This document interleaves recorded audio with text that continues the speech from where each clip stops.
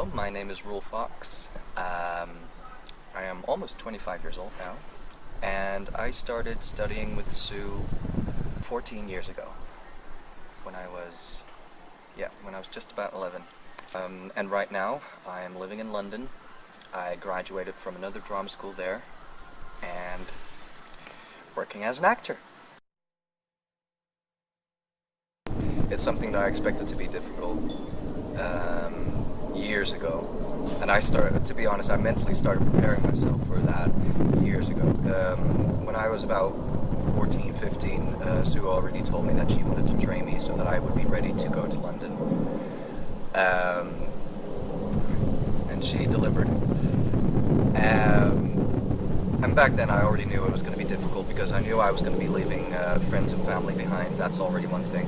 Professionally speaking, it's dog eat dog out there. There's so many people aspiring to be actors, some of them serious, some of them not, but that ultimately doesn't always make a lot of difference in who gets a job, because sometimes it just goes to whoever looks right. It's essential to believe in yourself and not take the rejection personally, because to be honest, for one, I enjoy every audition I go to, and I hear from my other friends in London that is not a usual thing.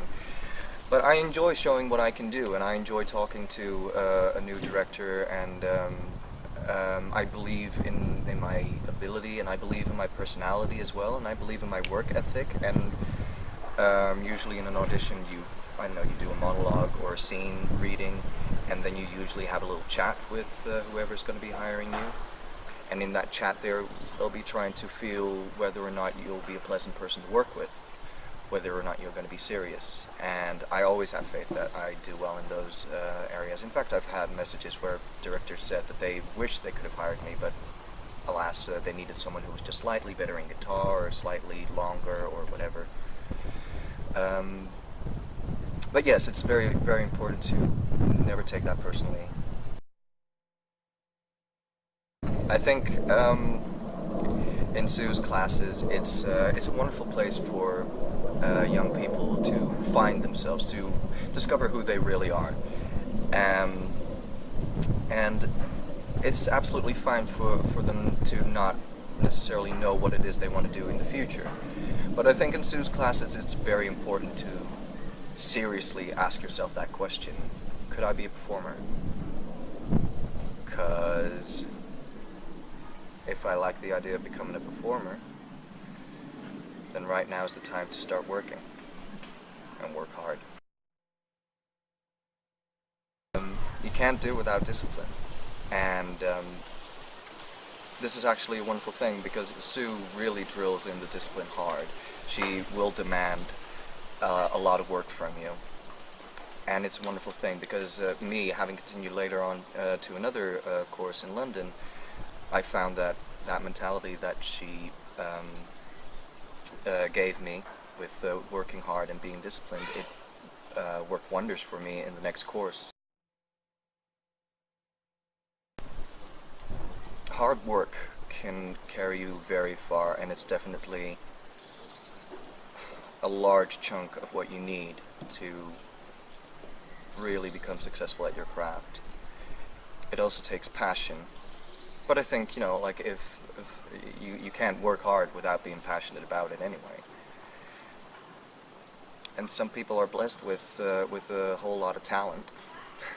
But sometimes having talent doesn't mean that you're going to make it automatically, because having talent can also mean that you might not treat it properly, you might not nurture it. I've seen many times where Sue would sniff out somebody who's definitely got the talent. At a very young age, she could already smell it. And she would nurture it over years and over years, and later see the result, and you see this person who once was a child do amazing things on the dance floor, or with his voice. Over the years, in every student that's come through Sue's classes, I've seen development of precision, most of all, development of understanding what it is they are doing with their bodies and with their voices. I remember when I started, it's a very strange experience to try and do something very special with your voice or with your body, but you have no idea what it is exactly that it is yet. And then slowly over the years, it just becomes habit, becomes natural, and then you achieve that that characteristic that is essential to a great performer, which is to make it look easy. And that's what you start to see with the students who've been with Sue for a long time. To believe in myself. It's definitely one of the main things that Sue will ever teach you, to believe in yourself. Especially at this time, has such an impact on young people, I think. Because a lot of people, they go to school and they have to conform to what other people are like, and if they're slightly different, they need to like slightly change themselves, because otherwise it's not quite right. And they might end up being bullied or excluded, and the result of that is that you don't really believe in what you are and who you are and what you can do, and you're never really encouraged to even explore what the possibilities of what you can do. Under Sue's tuition, I started experimenting with that, and then you reach a moment where it's scary to go forward, where you start to reach a new level of your ability, but you're afraid to touch on it because you're feeling like, I'm not sure if I can do it, I'm not sure if I should do it. That's where her lesson to believe in yourself really shows its colors. It expands your limits. Some very obvious reasons are its international mindset, because we do our shows in English. Another reason is the level of discipline that is asked, because the classes, they don't have set ages, so you can have a 12-year-old dancing right next to a 17-year-old or even a 20-year-old, but they will be asked to give the same amount of commitment and devotion. And in a weird way, actually, it's very special to be working with people from all ages in one group, because the younger people will be learning from the older people, how to focus their childish impulse towards a very specific goal, and because obviously the older students will have more experience, that will make everything look fantastic, and the younger children will be inspired to be just like that, and they will be inspired to attain that level of skill. So it focuses the younger ones, and at the same time it frees up the older ones, because the older students, they will always in that way be in touch with that young voice in their hearts that will always be free of judgment and censorship, that will always say exactly what it is they're thinking or feeling, without, that mature of like, oh, I shouldn't really be saying that. No, just let it out. Be free. Can't be a creative without being free. And another reason why this group is so unique is the way Sue teaches. It's very hard to describe, even if I describe it, it's still something very special to experience yourself. But I think the best way to describe it is to say that she has a very, very personal approach to each and every single student of hers.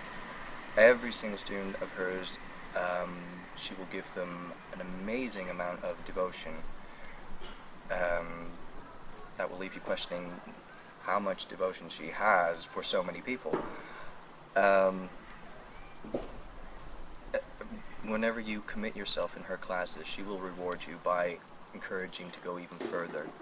Sue will very accurately recognize what potential you might have and teach you accordingly. She's able to attune her teaching specifically to you and what you need at that time, and she will already be thinking about what you're going to be needing later, after you learned the lesson that you're about to learn right now. it's amazing the amount of individual attention that she can give, and because every single person that walks through the door is an individual person, unique person with a different mindset, a different mentality, a different body, and Sue will be able to fine-tune exactly to you personally, you physically, you emotionally, and it just makes you feel like you're in such safe hands, and at the same time it pushes you. For me as a performer, one milestone for me was when we were doing West Side Story, and this was quite a big production. We had a live orchestra, and I was playing Tony, and I had to sing live with the live orchestra.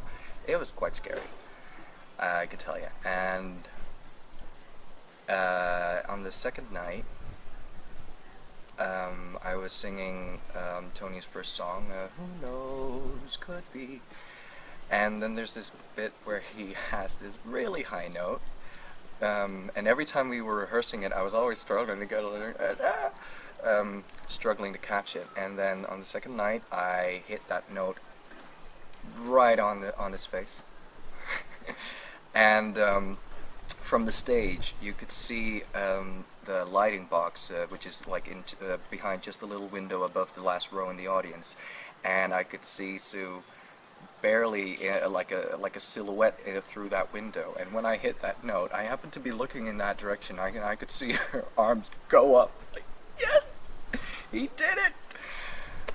And it was it was a moment that just obviously I was very proud of my achievement, and just also seeing just how intensely she is living with you in those important moments.